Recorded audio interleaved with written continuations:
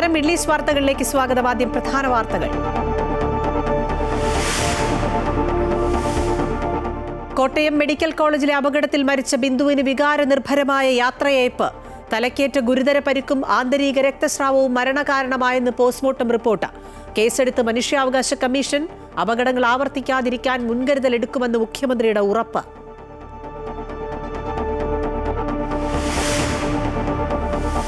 ഭാരതാംബ എങ്ങനെ മതചിഹ്നമാകുമെന്നും ചിത്രം കേരളത്തിൽ എന്ത് ക്രമസമാധാന പ്രശ്നമാണ് ഉണ്ടാക്കുകയെന്നും ഹൈക്കോടതി. ഭാരതാംബയെ പതാകയേന്തിയ സ്ത്രീയെന്ന് വിശേഷിപ്പിച്ചത് നിർഭാഗ്യകരമെന്നും കോടതി. കേരള സർവകലാശാല രജിസ്ട്രാറെ സസ്പെൻഡ് ചെയ്ത ഉത്തരവിന് അടിയന്തര സ്റ്റേ ഇല്ല.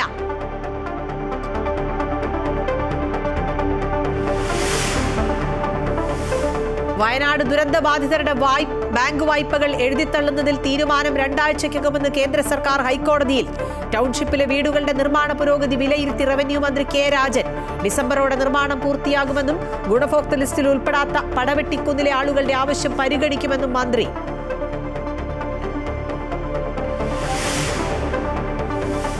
അമേരിക്കയുടെ കുടിയേറ്റ നയങ്ങളിൽ മാറ്റം ലക്ഷ്യമിട്ടുള്ള ട്രംപിന്റെ the one big beautiful bill പാസാക്കി ജനപ്രതിനിധി സഭ. ക്രൂരമായ ബില്ലെന്ന് ജോ ബൈഡൻ.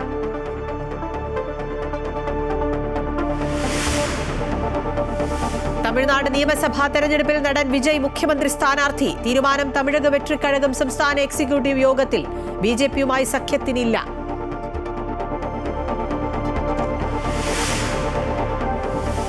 കാൾസനെ ഞെട്ടിച്ചു വീണ്ടും ഗുകേഷ്. പരിഹാസത്തിന് ചെസ് ബോർഡിൽ മറുപടി. ഗ്രാൻഡ് ചെസ് ടൂറിലും കാൾസനെ വീഴ്ത്തി 10 പോയിന്റുമായി 1-ാം സ്ഥാനത്ത്.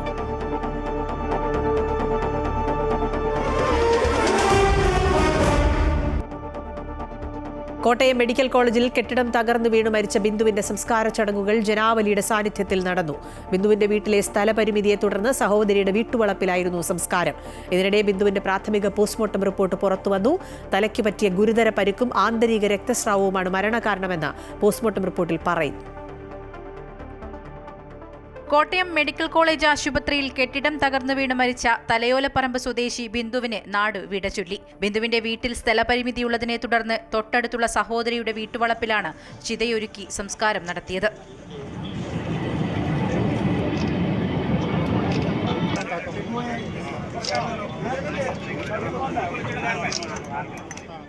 മുട്ടുച്ചിറയിലെ സ്വകാര്യ ആശുപത്രിയിൽ സൂക്ഷിച്ചിരുന്ന മൃതദേഹം രാവിലെ 8 മണിയോടെ വീട്ടിലെത്തിച്ചു. നിരവധി ആളുകളാണ് അന്തിമോപചാരം അർപ്പിക്കാനായി വീട്ടിലെത്തിയത്. ജില്ലാ കളക്ടർ ജോൺ വി സാമുവലും വൈക്കം MLA CK ആശയും ബിന്ദുവിന് അന്തിമോപചാരം അർപ്പിച്ചു. 11 മണിക്ക് ശേഷം സംസ്കാര ചടങ്ങുകൾ തുടങ്ങി. KPCC പ്രസിഡന്റ് സണ്ണി ജോസഫ്, പ്രതിപക്ഷ നേതാവ് VD Satheesan, AP Anilkumar, PC Vishnunath, Chandy Oommen തുടങ്ങി നിരവധി നേതാക്കളും BJP നേതാവ് ശോഭാ സുരേന്ദ്രൻ ഉൾപ്പെടെയുള്ളവരും അന്തിമോപചാരം അർപ്പിക്കാൻ എത്തിയിരുന്നു. ഇതിനിടെ ബിന്ദുവിന്റെ പ്രാഥമിക പോസ്റ്റ്മോർട്ടം റിപ്പോർട്ട് പുറത്തുവന്നു. തലക്കേറ്റ ഗുരുതര പരിക്കും ആന്തരിക രക്തസ്രാവവുമാണ് മരണകാരണമെന്നാണ് റിപ്പോർട്ടിൽ പറയുന്നത്. അപകടത്തിൽ തലയൊട്ടി പൊട്ടി ആന്തരിക ഭാഗം പുറത്തുവന്നു. വാരിയലുകൾ പൂർണ്ണമായും ഒടിഞ്ഞ നിലയിലായിരുന്നു. ശ്വാസകോശം, ഹൃദയം, കരൾ ഉൾപ്പെടെ ആന്തരികാവയവങ്ങൾക്ക് ഗുരുതര ക്ഷതമേറ്റതായും റിപ്പോർട്ടിലുണ്ട്. വളരെ ദാരുണമായിരുന്നു ബിന്ദുവിന്റെ മരണമെന്ന് തെളിയിക്കുന്നതാണ് postmortem report. Amrita news, Kottayam. Kottayam medical കോളേജിൽ കെട്ടിടം തകർന്ന് മരിച്ച ബിന്ദുവിന്റെ വീട് മന്ത്രി VN വാസവൻ സന്ദർശിച്ചു. ജില്ലാ collector John V Samuel, medical college superintendent doctor TK Jayakumar, principal doctor Varghese P Punnoose തുടങ്ങിയവർക്കൊപ്പമാണ് മന്ത്രി ബിന്ദുവിന്റെ വീട്ടിൽ എത്തിയത്. ബിന്ദുവിന്റെ അമ്മ സീതാലക്ഷ്മി, ഭർത്താവ് വിശ്രുതൻ, മക്കളായ നവനീത്, നവമി എന്നിവരുമായി മന്ത്രി സംസാരിച്ചു. അടിയന്തര ധനസഹായമായി 50,000 രൂപയും കുടുംബങ്ങൾക്ക് കൈമാറി. ബിന്ദുവിന്റെ കുടുംബത്തെ ചേർത്തു നിർത്തുമെന്ന് മന്ത്രി പറഞ്ഞു. ബിന്ദുവിന്റെ മകന് മെഡിക്കൽ കോളേജ് HDSന് കീഴിൽ താൽക്കാലിക ജോലി നൽകും. സ്ഥിര ജോലിയുടെ കാര്യം പിന്നീട് തീരുമാനിക്കും. മകൾ നവമിയുടെ ചികിത്സ കോട്ടയം മെഡിക്കൽ കോളേജിൽ തന്നെ നടത്തുമെന്നും ചെലവ് പൂർണ്ണമായും സർക്കാർ വഹിക്കുമെന്നും മന്ത്രി അറിയിച്ചു.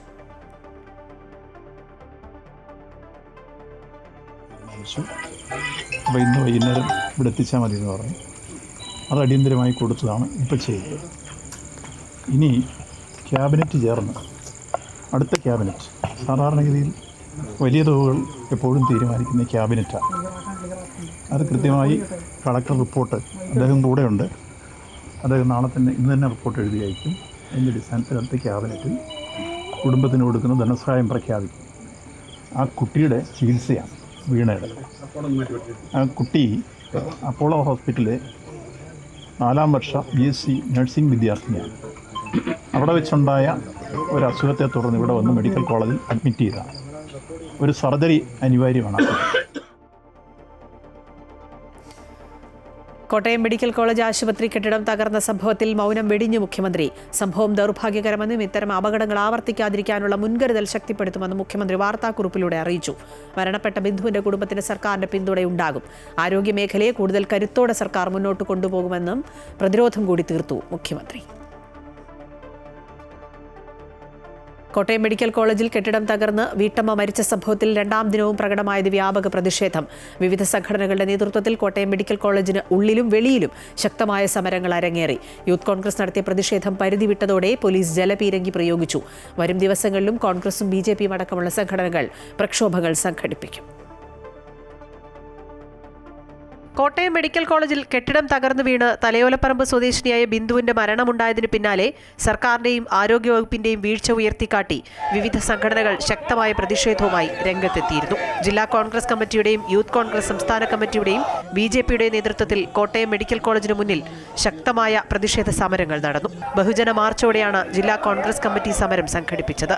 തുടർന്ന് നടന്ന പ്രതിഷേധ യോഗം തിരുവഞ്ചൂർ രാധാകൃഷ്ണൻ MLA ഉദ്ഘാടനം ചെയ്തു.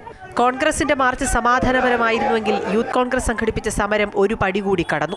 ബാരിക്കേഡുകൾ മറികടക്കാൻ ശ്രമിച്ചതിനെ തുടർന്ന് പ്രവർത്തകർക്ക് നേരെ പോലീസ് ജലപീരങ്കി പ്രയോഗിച്ചു. തുടർന്ന് പ്രവർത്തകർ പോലീസിന് നേരെ കാലിവീപ്പകൾ വലിച്ചെറിഞ്ഞു. ഇതോടെ പോലീസ് 2 വട്ടം ജലപീരങ്കി പ്രയോഗിച്ചു.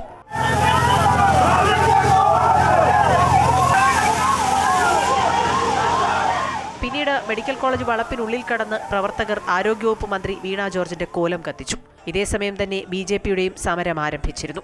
ആദ്യം മെഡിക്കൽ കോളേജ് വളപ്പിനു വെളിയിൽ പ്രതിഷേധം സംഘടിപ്പിച്ച പ്രവർത്തകർ പിന്നീട് പോലീസ് വലയം ഭേദിച്ച് മെഡിക്കൽ കോളേജ് OP വിഭാഗത്തിന് മുന്നിൽ കുത്തിയിരിപ്പ് സമരം നടത്തി. BJP നേതാവ് ശോഭാ സുരേന്ദ്രൻ സമരം ഉദ്ഘാടനം ചെയ്തു. നേതാക്കളായ B. രാധാകൃഷ്ണ മേനോൻ, നാരായണൻ നമ്പൂതിരി, N. ഹരി, ലിജിൻ ലാൽ തുടങ്ങിയവർ സമരപരിപാടികൾക്ക് നേതൃത്വം നൽകി. തുടർ സമരപരിപാടികൾ സംഘടിപ്പിക്കുമെന്ന് BJPയും കോൺഗ്രസും അടക്കമുള്ള പ്രതിപക്ഷ സംഘടനകൾ വ്യക്തമാക്കിയിട്ടുണ്ട്. അമൃത ന്യൂസ്, കോട്ടയം. ഭാരതാംബ എങ്ങനെ മതചിഹ്നമാകുമെന്ന് ഹൈക്കോടതി. കേരള സർവകലാശാല രജിസ്ട്രാറുടെ സസ്പെൻഷൻ സ്റ്റേ ചെയ്തില്ല. സസ്പെൻഡ് ചെയ്യാൻ വൈസ് ചാൻസലർക്ക് അധികാരമുണ്ടെന്ന് കോടതി. സർവകലാശാലയിൽ ചാൻസലർ വരുമ്പോൾ പരിപാടി റദ്ദാക്കുകയാണോ വേണ്ടതെന്നും കോടതി ചോദിച്ചു. ഗവർണർ ഉദ്ഘാടനം ചെയ്യാൻ നിശ്ചയിച്ചിരുന്ന യോഗം റദ്ദാക്കിയതിന് കേരള സർവകലാശാല രജിസ്ട്രാർ ഡോക്ടർ KS അനിൽകുമാറിനെ സസ്പെൻഡ് ചെയ്ത വൈസ് ചാൻസലറുടെ തീരുമാനത്തിൽ ഇടപെടാതെയാണ് ഹൈക്കോടതിയുടെ ചോദ്യങ്ങൾ. ഭാരതാംബ എങ്ങനെയാണ് മതചിഹ്നമാകുന്നതെന്ന് കോടതി ചോദിച്ചു. ഭാരതാംബ ചിത്രം സെനറ്റ് ഹാളിൽ വെച്ചാൽ എന്ത് ക്രമസമാധാന പ്രശ്നമാണ് ഉണ്ടാകുന്നതെന്നും കോടതി ചോദിച്ചു. ചാൻസലർ കൂടിയായ ഗവർണർ സർവകലാശാലയിൽ യോഗത്തിന് വരുമ്പോൾ യോഗം റദ്ദാക്കുന്ന നടപടി ഒരു രജിസ്ട്രാർക്ക് ചേർന്നതാണോ എന്നും കോടതി ആരാഞ്ഞു. SFI ABVP സംഘർഷം ഉണ്ടാകുമെന്ന് കരുതിയാണ് യോഗം റദ്ദാക്കിയതെന്നായിരുന്നു രജിസ്ട്രാറുടെ മറുപടി. സർവകലാശാല ഹാളിൽ പ്രദർശിപ്പിച്ച ചിത്രം ഹിന്ദു ദേവതയുടെ മതചിഹ്നമായി തോന്നിയെന്ന് സെക്യൂരിറ്റി ഓഫീസർ കാണുന്നു. ഓഫീസർ അറിയിച്ചതനുസരിച്ചാണ് യോഗം റദ്ദാക്കിയതെന്നുമായിരുന്നു രജിസ്ട്രാറുടെ മറുപടി. നിയമിച്ചത് സിൻഡിക്കേറ്റ് ആയതിനാൽ വൈസ് ചാൻസലർക്ക് പിരിച്ചുവിടാനുള്ള അധികാരമില്ലെന്നും രജിസ്ട്രാർ വാദമുയർത്തി. സസ്പെൻഷൻ സ്റ്റേ ചെയ്യണമെന്നും ആവശ്യപ്പെട്ടിരുന്നു. എന്നാൽ വൈസ് ചാൻസലർക്ക് രജിസ്ട്രാറെ സസ്പെൻഡ് ചെയ്യാൻ അധികാരമുണ്ടെന്നും ഗവർണർ പങ്കെടുക്കുന്ന പരിപാടിയിൽ രജിസ്ട്രാർ വേണ്ട ജാഗ്രത കാട്ടിയില്ലെന്നും ചൂണ്ടിക്കാട്ടിയാണ് കോടതി സ്റ്റേ അനുവദിക്കാതിരുന്നത്. അമൃത ന്യൂസ്, കൊച്ചി. വയനാട് ദുരന്തബാധിതരുടെ ബാങ്ക് വായ്പകൾ എഴുതി തള്ളുന്നതിൽ തീരുമാനം 2 ആഴ്ചയ്ക്കകമെന്ന് കേന്ദ്ര സർക്കാർ ഹൈക്കോടതിയിൽ. മറുപടി നൽകാൻ 2 ആഴ്ച സമയം കേന്ദ്രം ആവശ്യപ്പെടുകയായിരുന്നു. ഹൈക്കോടതിയുടെ ആവർത്തിച്ചുള്ള ഇടപെടലിന് ശേഷമാണ് കേന്ദ്ര സർക്കാരിന്റെ മറുപടി. എന്തിനാണ് വീണ്ടും സമയം നീട്ടി ചോദിക്കുന്നതെന്ന് കോടതി ചോദിച്ചു. വിവിധ വകുപ്പുകളുമായി ചർച്ചകൾ തുടരുകയാണെന്നായിരുന്നു കേന്ദ്ര സർക്കാരിന്റെ അഭിഭാഷകന്റെ മറുപടി. ഇതേ തുടർന്ന് ഹർജി പരിഗണിക്കുന്നത് ഈ മാസം 25ലേക്ക് മാറ്റി. വയനാട് ദുരന്തവുമായി ബന്ധപ്പെട്ട സുവോമോട്ടോ കേസാണ് ഹൈക്കോടതിയുടെ പരിഗണനയിലുള്ളത്. ദുരന്തബാധിതരുടെ ലോൺ എഴുതി തള്ളുന്ന തീരുമാനമെടുക്കാത്ത കേന്ദ്ര സർക്കാർ നിലപാടിനെ കോടതി നേരത്തെ വിമർശിച്ചിരുന്നു. കൽപ്പറ്റ എൽസ്റ്റൺ എസ്റ്റേറ്റിൽ ഒരുങ്ങുന്ന മുണ്ടക്കൈ ചൂരൽമല ദുരന്ത അതിജീവിതർക്കായുള്ള ടൗൺഷിപ്പിലെ വീടുകളുടെ നിർമ്മാണ പുരോഗതി റവന്യൂ മന്ത്രി K. രാജൻ വിലയിരുത്തി. ഡിസംബറോടെ നിർമ്മാണം പൂർത്തീകരിച്ച് വീടുകൾ കൈമാറുമെന്നും ഗുണഭോക്തൃ ലിസ്റ്റിൽ ഉൾപ്പെടാത്ത പടവെട്ടിക്കുന്നിലെ ആളുകളുടെ ആവശ്യം സർക്കാർ പരിഗണിക്കുമെന്നും നിർമ്മാണ പ്രവർത്തനങ്ങൾ വിലയിരുത്തിയ ശേഷം മന്ത്രി പറഞ്ഞു. കൽപ്പറ്റയിൽ ഒരുങ്ങുന്ന വീടുകളുടെ നിർമ്മാണ പുരോഗതി മന്ത്രി വിലയിരുത്തി. മാതൃകാ വീടിന്റെ നിർമ്മാണ രീതിയും നേരിട്ട് മനസ്സിലാക്കി. 410 വീടുകളിലായി 1662 ആളുകൾക്കാണ് ഇവിടെ തണലൊരുങ്ങുന്നത്. ഇതിൽ 140 വീടുകൾക്ക് 7 സെന്റ് വീതമുള്ള അതിർത്തി നിശ്ചയിച്ചു. 51 വീടുകളുടെ അടിത്തറയും 41 വീടുകളുടെ പ്ലെയിൻ സിമന്റ് കോൺക്രീറ്റും പൂർത്തിയാക്കി. 19 വീടുകൾക്കായുള്ള ഫൗണ്ടേഷൻ പ്രവൃത്തികൾ പുരോഗമിക്കുകയാണ്. 2ാം ഘട്ട പ്രവർത്തനങ്ങളുടെ സ്ഥലമൊരുക്കൽ വേഗത്തിൽ പുരോഗമിക്കുന്നുണ്ട്. പ്രതികൂല കാലാവസ്ഥയായതിനാൽ മാതൃകാ വീടിന്റെ നിർമ്മാണം ജൂലൈയോടെ പൂർത്തീകരിക്കുമെന്നും മന്ത്രി പറഞ്ഞു.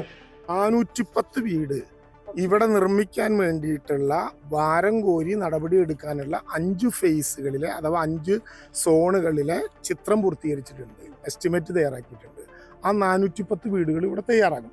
300 വീടുകളാണ് ഇപ്പോൾ ഇവിടെ താമസിക്കണം എന്ന വിധത്തിൽ ഇപ്പോൾ ഇങ്ങോട്ട് സന്നദ്ധത അറിയിച്ചിട്ടുള്ളത്. അവരുടെ വീടുകൾ റെഡിയാണ്. മറ്റു കാര്യങ്ങൾ സർക്കാർ നോക്കി പരിശോധിച്ചു വേണം. 5 സോണുകളിലായി 410 വീടുകളാണ് ടൗൺഷിപ്പിൽ നിർമ്മിക്കുന്നത്. ടൗൺഷിപ്പ് ഗുണഭോക്തൃ പട്ടികയിൽ ഉൾപ്പെടാതെ പോയ പടവെട്ടിക്കുന്നിലെ ആളുകളുടെ ആവശ്യം പരിശോധിക്കുമെന്നും ദുരന്തബാധിതരെ സർക്കാർ കൈവിടില്ലെന്നും മന്ത്രി പറഞ്ഞു. കളക്ടർ DR മേഘശ്രീയും മന്ത്രിക്കൊപ്പമുണ്ടായിരുന്നു. അമൃത ന്യൂസ്, വയനാട്. തമിഴ്നാട് നിയമസഭാ തെരഞ്ഞെടുപ്പിൽ നടൻ വിജയ് മുഖ്യമന്ത്രി സ്ഥാനാർത്ഥി. തീരുമാനം തമിഴക വെട്രി കഴകം സംസ്ഥാന എക്സിക്യൂട്ടീവ് യോഗത്തിൽ BJP-യുമായി സഖ്യത്തിനില്ല എന്നും തീരുമാനിച്ചു. രാഷ്ട്രീയത്തിൽ പടയൊരുക്കം തുടങ്ങി ഇളയ ദളപതി വിജയ്. തന്റെ രാഷ്ട്രീയ പ്രവേശവും പാർട്ടി പ്രഖ്യാപനവും സിനിമാ സ്റ്റൈലാക്കിയ വിജയ് ഇപ്പോൾ ഇതാ മറ്റൊരു പ്രഖ്യാപനത്തിലൂടെ ആരാധകരെ മാത്രമല്ല രാഷ്ട്രീയ നിരീക്ഷകരെ തന്നെ ഞെട്ടിച്ചിരിക്കുന്നു. 2026 വരുന്ന തമിഴ്നാട് നിയമസഭാ തെരഞ്ഞെടുപ്പിൽ മുഖ്യമന്ത്രി സ്ഥാനാർത്ഥിയായി നടൻ വിജയിയെ പാർട്ടി പ്രഖ്യാപിച്ചു. ചെന്നൈയിൽ നടന്ന തമിഴക വെട്രിക്കഴകം സംസ്ഥാന എക്സിക്യൂട്ടീവ് യോഗത്തിലാണ് നിർണായക തീരുമാനം. അതേസമയം BJP-യുമായി സഖ്യമുണ്ടാക്കില്ലെന്ന് വിജയ് വ്യക്തമാക്കി. പ്രത്യയശാസ്ത്ര ശത്രുക്കളുമായോ വിഭാഗീയ ശക്തികളുമായോ നേരിട്ടോ അല്ലാതെയോ ഒരിക്കലും സഖ്യം പാടില്ലെന്ന പ്രമേയവും പാർട്ടി എക്സിക്യൂട്ടീവ് കമ്മിറ്റി യോഗത്തിൽ അവതരിപ്പിച്ചു. തെരഞ്ഞെടുപ്പിന് മുൻപ് സഖ്യങ്ങൾ തീരുമാനിക്കാനുള്ള പൂർണ്ണ അധികാരം പാർട്ടി വിജയ്ക്ക് നൽകി. TVക്ക് അംഗത്വ അടിത്തറ വികസിപ്പിക്കാനും തീരുമാനിച്ചു. ഈ വർഷം സെപ്റ്റംബർ മുതൽ ഡിസംബർ വരെ തമിഴ്നാട്ടിലുടനീളം സംസ്ഥാന വ്യാപകമായി വിജയ് പര്യടനം നടത്തും. വോട്ടർമാരെ നേരിട്ട് കണ്ടും പിന്തുണ തേടും. അടുത്തിടെ നടന്ന ഒരു സർവേയിൽ സ്റ്റാലിൻ കഴിഞ്ഞാൽ മുഖ്യമന്ത്രിയാകാൻ ഏറ്റവും കൂടുതൽ യോഗ്യൻ വിജയ് എന്നാണ് കണ്ടെത്തൽ. തമിഴ്നാട്ടിലെ പ്രതിപക്ഷ ശബ്ദമാകാൻ ചുരുങ്ങിയ കാലത്തിനുള്ളിൽ തമിഴക വെട്രിക്കഴകത്തിനായി. സംസ്ഥാന മുഖ്യമന്ത്രി പദവി എന്ന ലക്ഷ്യത്തോടെ രാഷ്ട്രീയത്തിലിറങ്ങിയ വിജയ്ക്ക് നിരവധി വെല്ലുവിളികളെ തരണം ചെയ്യേണ്ടതുണ്ട്. News desk, Amrita TV. American president Donald ട്രംപിന്റെ വൺ ബിഗ് ബ്യൂട്ടിഫുൾ ബിൽ ജനപ്രതിനിധി സഭയിൽ പാസായി. റിപ്പബ്ലിക്കൻ പാർട്ടിക്ക് ഭൂരിപക്ഷമുള്ള സഭയിൽ 214 വോട്ടിനെതിരെ 218 വോട്ടുകൾക്കാണ് ബില്ല് പാസായത്. Victory. One big beautiful bill US കോൺഗ്രസിൽ പാസായി. ഇനി പ്രസിഡന്റ് ട്രംപിന്റെ മേശയിലേക്ക്. വൈറ്റ് ഹൗസ് എക്സിൽ കുറിച്ച വരികൾ ഇങ്ങനെയാണ്: അങ്ങനെ വിമർശനങ്ങളും റിപ്പബ്ലിക്കൻ പാർട്ടിയിലെ ഭിന്നതയും മറികടന്ന് ട്രംപ് തന്റെ സ്വപ്ന ബിൽ പാസാക്കി. I think when you go over the bill, it was very easy to get him to a yes. You know, we went over that bill, and point after point, biggest tax cut in history, great for security, great on the southern border, immigration is covered. We covered just about everything. Again, it's the biggest bill ever signed of its kind. കുടിയേറ്റ വിരുദ്ധ നടപടികൾക്ക് വൻ തുക ചെലവിടാൻ bill വ്യവസ്ഥ ചെയ്യുന്നു. 2017 ആദ്യമായി president ആയപ്പോൾ കൊണ്ടുവന്ന താൽക്കാലിക നികുതി നിർദ്ദേശങ്ങൾ സ്ഥിരമാക്കാനും 2024 തെരഞ്ഞെടുപ്പ് പ്രചാരണത്തിൽ നൽകിയ വാഗ്ദാനങ്ങളുമായി മുന്നോട്ടു പോകാനും ഇതോടെ ട്രംപിന് കഴിയും. ആരോഗ്യ ഭക്ഷ്യസുരക്ഷാ വിഭാഗങ്ങളിലെ വിഹിതം വെട്ടിക്കുറയ്ക്കുകയും പ്രകൃതി സൗഹൃദ ഊർജ്ജ പദ്ധതികൾക്കുള്ള ഇളവുകൾ നിർത്തലാക്കുകയും ചെയ്യും. കഴിഞ്ഞ ദിവസം US സെനറ്റിൽ ബില്ല് പാസ്സായിരുന്നു. സെനറ്റിലെ 100 അംഗങ്ങളിൽ 50 പേർ അനുകൂലിച്ചും 50 പേർ എതിർത്തും വോട്ട് ചെയ്തു. സെനറ്റ് അധ്യക്ഷനായ വൈസ് പ്രസിഡന്റ് JD വാൻസ് അനുകൂലിച്ച് വോട്ട് ചെയ്തതോടെയാണ് ബിൽ സെനറ്റ് കടന്നത്. അതേസമയം ക്രൂരമായ ബജറ്റ് ബിൽ എന്നാണ് മുൻ പ്രസിഡന്റ് ജോ ബൈഡൻ വിമർശിച്ചത്. ദശലക്ഷക്കണക്കിന് അമേരിക്കക്കാരുടെ ആരോഗ്യ പരിരക്ഷ എടുത്തു കളയുന്നതാണ് ബില്ലെന്നും ശതകോടീശ്വരന്മാർക്ക് വൻതോതിൽ നികുതി ഇളവ് നൽകുന്നതിനാണ് ബില്ല് ലക്ഷ്യമിടുന്നതെന്നും അദ്ദേഹം കുറ്റപ്പെടുത്തി. നേരത്തെ ബില്ലിലെ നിർദ്ദേശങ്ങൾക്കെതിരെ സ്പേസ് എക്സ് ഉടമയും ട്രംപിന്റെ സുഹൃത്തുമായ ഇലോൺ മസ്ക് പരസ്യമായി രംഗത്തെത്തിയിരുന്നു. റിപ്പബ്ലിക്കൻ പാർട്ടിയിൽ നിന്ന് 2 അംഗങ്ങളും ബില്ലിനെ എതിർത്ത് വോട്ട് ചെയ്തു. International desk, Amrita TV. UAE ഉപപ്രധാനമന്ത്രിയും വിദേശകാര്യമന്ത്രിയുമായ Sheikh Abdullah bin Zayed Al Nahyan Israel പ്രതിപക്ഷ നേതാവ് തായർ ലാപ്പിഡുമായി കൂടിക്കാഴ്ച നടത്തി. ഗാസ മുനമ്പിലെ വെടിനിർത്തൽ ഉൾപ്പെടെയുള്ള കാര്യങ്ങളും UAEയും ഇസ്രായേലും തമ്മിലുള്ള ഉഭയകക്ഷി സഹകരണം സംബന്ധിച്ച വിഷയങ്ങളും അബുദാബിയിൽ നടന്ന കൂടിക്കാഴ്ചയിൽ ഇരു നേതാക്കളും ചർച്ച ചെയ്തു. ഗാസയിലെ ജനങ്ങൾ അനുഭവിക്കുന്ന പ്രശ്നങ്ങൾ അവസാനിപ്പിക്കാനുള്ള ശ്രമങ്ങൾ ശക്തിപ്പെടുത്തേണ്ടതിന്റെ പ്രാധാന്യം ഷെയ്ഖ് അബ്ദുള്ള ചർച്ചയിൽ സൂചിപ്പിച്ചു. മേഖലയിൽ സംഘർഷം രൂക്ഷമാകാതിരിക്കാനുള്ള രാജ്യാന്തര ശ്രമങ്ങൾക്ക് UAEയുടെ പിന്തുണ തുടരുമെന്നും ഷെയ്ഖ് അബ്ദുള്ള വ്യക്തമാക്കി.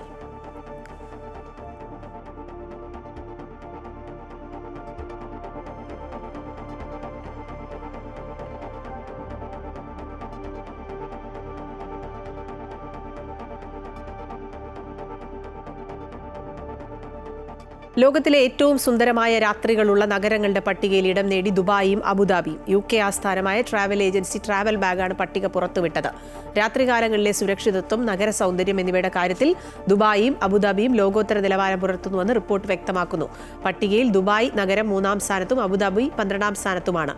ദുബായിൽ അർദ്ധരാത്രിയിലും സജീവമായ 190 വേദികളുണ്ടെന്ന് റിപ്പോർട്ട് പറയുന്നു. എന്നാൽ ശബ്ദ വെളിച്ച മലിനീകരണ തോത് 52% മാത്രമാണ്. രാത്രികാല വിനോദസഞ്ചാര രീതികൾ വർദ്ധിച്ചു വരുന്ന ഈ കാലത്ത് ട്രാവൽ ബാഗ് ഏജൻസിയുടെ റിപ്പോർട്ടിന് പ്രസക്തിയേറെയാണ്.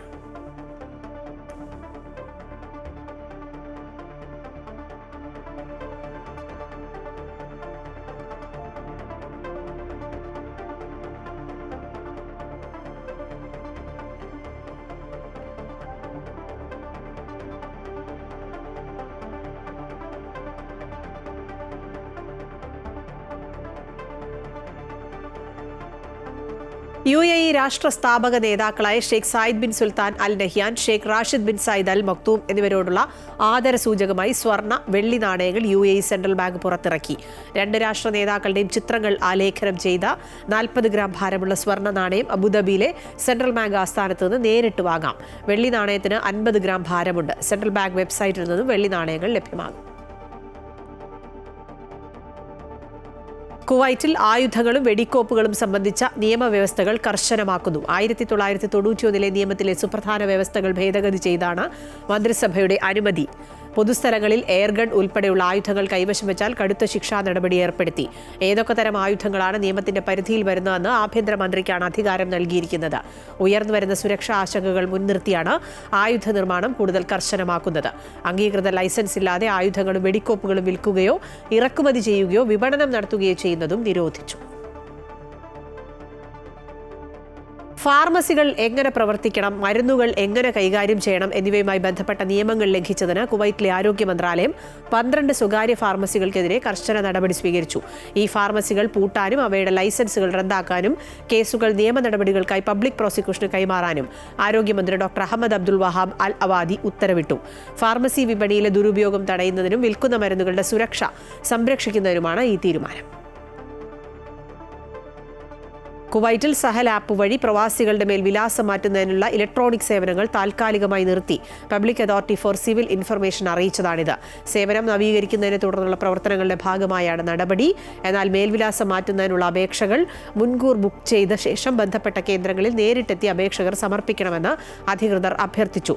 സിവിൽ ഇൻഫർമേഷൻ അതോറിറ്റിയുടെ പ്രധാന കെട്ടിടത്തിൽ വൈകുന്നേരം 3 മുതൽ 7 വരെയും ജഹറ, അഹമ്മദി എന്നിവിടങ്ങളിൽ രാവിലെ 8 മുതൽ രാത്രി 1 മണി വരെയും ഈ സേവനം ലഭ്യമായിരിക്കും. ഇതിനു പുറമെ രാവിലെയും വൈകുന്നേരവും ലിബറേഷൻ ടവറിൽ പ്രവർത്തിക്കുന്ന കേന്ദ്രത്തിലും അപേക്ഷകൾ സ്വീകരിക്കും.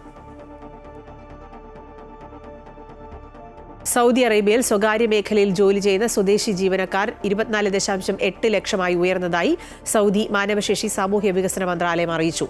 ഇത് സർവകാല റെക്കോർഡാണ്. മാനവശേഷി വികസന നിധി ധനസഹായങ്ങളോടെ ഈ വർഷം ആദ്യപാദത്തിൽ 1,43,000 സ്വദേശികൾക്ക് സ്വകാര്യ മേഖലയിൽ തൊഴിൽ ലഭിച്ചു. സ്വദേശികൾക്കുള്ള പരിശീലന, ശാക്തീകരണ, കരിയർ ഗൈഡൻസ് പ്രോഗ്രാമുകൾക്ക് 3 മാസത്തിനിടെ മാനവശേഷി വികസന നിധി 183 കോടി റിയാൽ ചെലവഴിച്ചു. തൊഴിൽ വിപണിയുമായി ബന്ധപ്പെട്ട സ്ഥിതിവിവര കണക്കുകളുടെ നിരീക്ഷണം ആരംഭിച്ച ശേഷം സൗദികൾക്കിടയിലെ തൊഴിലില്ലായ്മ നിരക്ക് ഏറ്റവും താഴ്ന്ന നിലയായ 6.3% എത്തി. വിശ്വാസം, മതം, ആചാരം എന്നിവ സംബന്ധിച്ച കാര്യങ്ങളിൽ ഇന്ത്യ ഇടപെടില്ല എന്ന് വിദേശകാര്യ മന്ത്രാലയം.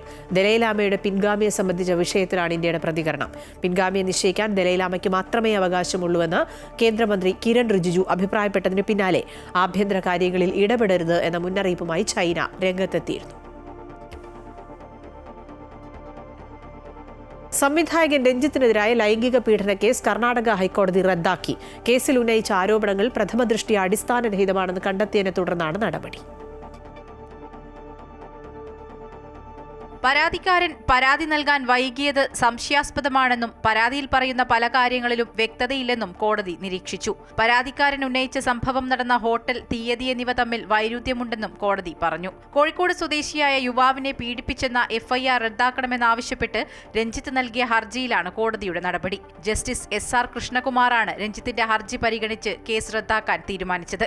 നേരത്തെ കേസിൽ രഞ്ജിത്തിനെതിരെയുള്ള ക്രിമിനൽ നടപടിക്രമങ്ങൾ കോടതി തടഞ്ഞിരുന്നു. സംഭവം നടന്ന് 12 വർഷം കഴിഞ്ഞാണ് യുവാവ് പരാതി നൽകിയത്. 2012 ബാബൂട്ടിയുടെ നാമത്തിൽ എന്ന സിനിമയുടെ ചിത്രീകരണത്തിനിടെ പരിചയപ്പെട്ട യുവാവിനെ ബംഗളൂരു വിമാനത്താവളത്തിന് സമീപമുള്ള താജ് ഹോട്ടലിൽ വെച്ച് പീഡിപ്പിച്ചുവെന്നും ദൃശ്യങ്ങൾ പകർത്തിയെന്നുമായിരുന്നു കേസ്. ചിത്രങ്ങൾ സംവിധായകൻ സുഹൃത്തായ പ്രമുഖ നടിക്ക് അയച്ചുകൊടുത്തുവെന്നും യുവാവ് ആരോപിച്ചു. എന്നാൽ സംഭവം നടക്കുന്ന സമയത്ത് താജ് ഹോട്ടൽ പ്രവർത്തനം തുടങ്ങിയിരുന്നില്ല എന്ന് പിന്നീട് പുറത്തുവരികയും ചെയ്തു. എന്തായാലും കോടതി നടപടി രഞ്ജിത്തിന് ആശ്വാസമാണ്. News desk Amrita TV. Thrissur medical കോളേജിൽ വീണ്ടും വീഴ്ചയെന്ന ആംബുലൻസ് ഡ്രൈവറുടെ ആരോപണം. അത്യാഹിത വിഭാഗത്തിന് മുന്നിൽ ആംബുലൻസ് കിടന്നത് അരമണിക്കൂറോളം. ആരും തിരിഞ്ഞു നോക്കിയില്ലെന്ന് തൃശൂരിലെ ആംബുലൻസ് ഡ്രൈവർ പ്രണവ് പറഞ്ഞു. ഇന്നലെ പന്നിത്തടത്തുണ്ടായ അപകടത്തിൽ പരിക്കേറ്റ KSRTC ഡ്രൈവറെ മെഡിക്കൽ കോളേജിൽ എത്തിച്ചപ്പോഴും സമാനമായ അനുഭവമാണ് ആംബുലൻസ് ഡ്രൈവർ പങ്കുവച്ചത്. രോഗിയെ ആശുപത്രിയിൽ എത്തിച്ചാൽ ഉടനെ ട്രോളി കൊണ്ടുവരാറുണ്ട്. എന്നാൽ കൃത്യസമയത്ത് ട്രോളി കൊണ്ടുവന്നില്ല. ഏകദേശം അരമണിക്കൂറോളം ചികിത്സയിൽ താമസം സംഭവിച്ചുവെന്നും സെക്യൂരിറ്റി ജീവനക്കാർ ആക്ഷേപിച്ചുവെന്നുമാണ് വടക്കുന്നാഥൻ ആംബുലൻസ് ഡ്രൈവർ പ്രണവ് ആരോപിക്കുന്നത്. അതായത് നമ്മൾ കോപ്പറേറ്റീവ് ഹോസ്പിറ്റലിൽ ഒരു ഷിഫ്റ്റിംഗ് ആയിട്ട് പോയതായിരുന്നു മെഡിക്കൽ കോളേജ് ഹോസ്പിറ്റലിലേക്ക്. അന്നേരം നമുക്ക് സാധാരണ ഹോസ്പിറ്റലിൽ കൊണ്ടു കഴിഞ്ഞാൽ ട്രോളി കൊണ്ടുവരണ്ടേ, അവർ ട്രോളി കൊണ്ടുവന്നിട്ടുണ്ടായിരുന്നില്ല. അതായത് ഇപ്പോൾ സ്ഥിര സംഭവം മാറിയിരിക്കുന്നു. എപ്പോഴും ഇല്ല, ഇപ്പോൾ കുറച്ച് എടുത്തായിട്ട് ഇപ്പോൾ ഇങ്ങനെ തന്നെയാണ്. അതായത് നമുക്ക് റെസ്പോൺസ് ഇല്ല. നമ്മൾ ഇത്രയും ബുദ്ധിമുട്ടി ഒരു പേഷ്യൻറ്റിനെ ക്രിട്ടിക്കൽ കേസൊക്കെ നമ്മൾ അത്രയും ബുദ്ധിമുട്ടി നമ്മൾ കൊണ്ടുപോയിട്ട് നമുക്കൊരു വില തരും. നമുക്കെന്നല്ല, നമ്മളാ സംഭവം ആരുമില്ല. നമ്മളെ വിശ്വസിക്കുന്ന വണ്ടിയിൽ ഒരാൾ വന്നിട്ട് നമ്മളത് കൊണ്ടുപോകുമ്പോൾ ആ ഒരു പരിഗണന ഒരു തരണ്ടേ. നമുക്കൊരു പരിഗണന തരും. നമുക്കെന്നല്ല, സാധാരണക്കാരൻ ഹോസ്പിറ്റലാണ് മെഡിക്കൽ കോളേജ് എന്ന് പറയുമ്പോൾ. Medical college government hospital. അപ്പോൾ നമുക്ക് ആ ഒരു വില കിട്ടുന്നില്ല. നമുക്ക് പേഷ്യൻറ്റിനെ ഒരു 10 മിനിറ്റോളം നമുക്ക് വെയിറ്റ് ചെയ്തിട്ടുണ്ട് ട്രോളിക്ക് വേണ്ടിയിട്ട്. കാരണം സാധാരണ വരാറുള്ളതാണ്. ഇന്നലെ പന്നിത്തടത്തുണ്ടായ അപകടത്തിൽ പരിക്കേറ്റ KSRTC ഡ്രൈവറെ മെഡിക്കൽ കോളേജിൽ എത്തിച്ചപ്പോൾ ആവശ്യമായ ചികിത്സ നിഷേധിച്ചതായി ആരോപിച്ച് ആംബുലൻസ് ഡ്രൈവർ സാദിഖ് രംഗത്തെത്തിയിരുന്നു. എന്നാൽ ആരോപണം ആശുപത്രി അധികൃതർ നിഷേധിക്കുകയായിരുന്നു. കൃത്യസമയത്ത് ഡ്രൈവർക്ക് ചികിത്സ ലഭിച്ചുവെന്നായിരുന്നു ആശുപത്രിയുടെ വാദം. എന്നാൽ സമാന സംഭവങ്ങൾ ആവർത്തിക്കുമ്പോൾ ആശുപത്രി അധികൃതർ മൗനം പാലിക്കുകയാണെന്നാണ് പരാതി. അമൃത ന്യൂസ്, തൃശൂർ. കോഴിക്കോട് കുന്നമംഗലത്തെ കമ്മാണ്ടിക്കടവ് പാലം ശോചനീയാവസ്ഥയിലായിട്ട് വർഷങ്ങളാകുമ്പോഴും പരിഹാരം അകലെയാണ്. കുന്നമംഗലം ചാത്തമംഗലം പഞ്ചായത്തുകളെ ബന്ധിപ്പിക്കുന്ന പാലം കഴിഞ്ഞ പ്രളയകാലത്താണ് തകർത്തത്. കൈവരി പോലുമില്ലാത്ത പാലത്തിലൂടെ സാഹസികമായാണ് പ്രദേശവാസികളുടെ യാത്ര. പാലം പുനർനിർമ്മിച്ചു നൽകണം എന്നാണ് ഇവരുടെ ആവശ്യം.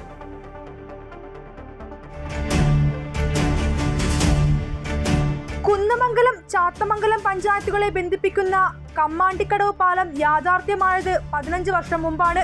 ഏറെ നാളായുള്ള പാലം എന്ന ആഗ്രഹം സഫലമായതിന്റെ സന്തോഷത്തിലായിരുന്നു പ്രദേശവാസികൾ. എന്നാൽ ഇപ്പോൾ ഇവർക്ക് പറയാനുള്ളത് മുൻപുണ്ടായിരുന്ന തോണിയായിരുന്നു പാലത്തേക്കാൾ ഭേദമെന്നാണ്. കാരണം 2018 പ്രളയത്തിന് ശേഷം ശോചനീയാവസ്ഥയിലായ പാലത്തിലൂടെ ജീവൻ പണയം വെച്ചാണ് ഇവരുടെ യാത്ര.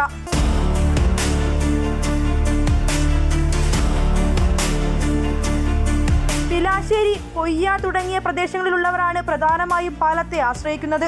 കുന്നമംഗലം പഞ്ചായത്തിലുള്ളവർക്ക് ചാത്തമംഗലത്തെ സ്കൂളിലേക്കും ആശുപത്രിയിലേക്കുമെല്ലാം എളുപ്പമെത്താൻ ആകെയുള്ള ആശ്രയം ഈ പാലമാണ്. ഇവിടെ ചാത്തമംഗലം പഞ്ചായത്തിലെ ഹയർ സെക്കൻഡറി സ്കൂള്, അതേപോലെ തന്നെ ചാത്തമംഗലം പഞ്ചായത്തിൽ പെട്ടിട്ടുള്ള KMCT മെഡിക്കൽ കോളേജ് ഉൾപ്പെടെയുള്ള ഇതിനെ ആശ്രയിക്കുന്ന ആളുകളാണ് ഇവിടെ ഉള്ളത്.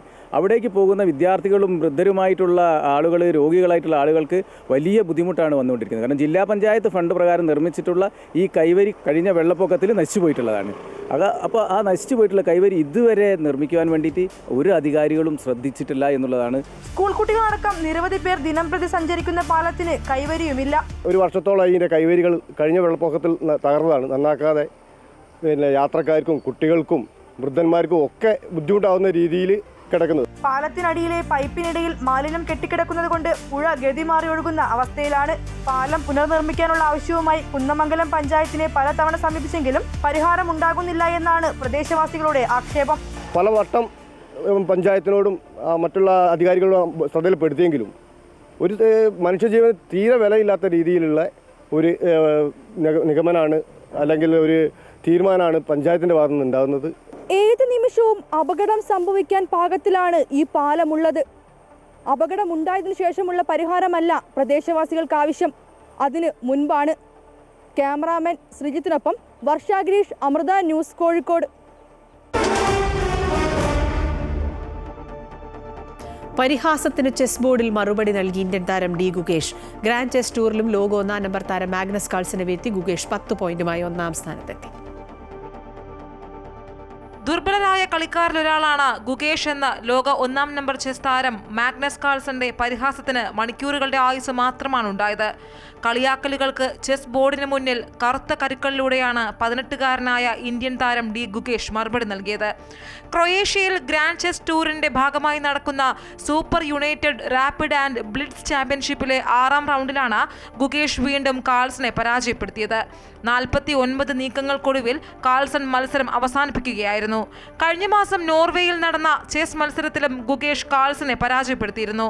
അന്ന് തോൽവിയുടെ ആഘാതത്തിൽ മേശയിൽ ശക്തമായി ഇടിച്ച് ചെസ് കരുക്കൾ തെറിപ്പിച്ച കാൾസന്റെ പ്രവൃത്തി വലിയ വിമർശനങ്ങൾക്ക് കാരണമായിരുന്നു.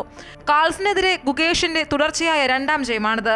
ഇതോടെ 6 കളികളിൽ നിന്ന് 10 പോയിന്റുമായി ഗുകേഷ് 1-ാമതെത്തി. Sports desk, Amrita TV. Middle East വാർത്തകൾ പൂർണ്ണമാവുകയാണ്. കൂടുതൽ വാർത്തകൾ അമൃത ന്യൂസ് യൂട്യൂബ് ചാനലിൽ കാണാം. നമസ്കാരം.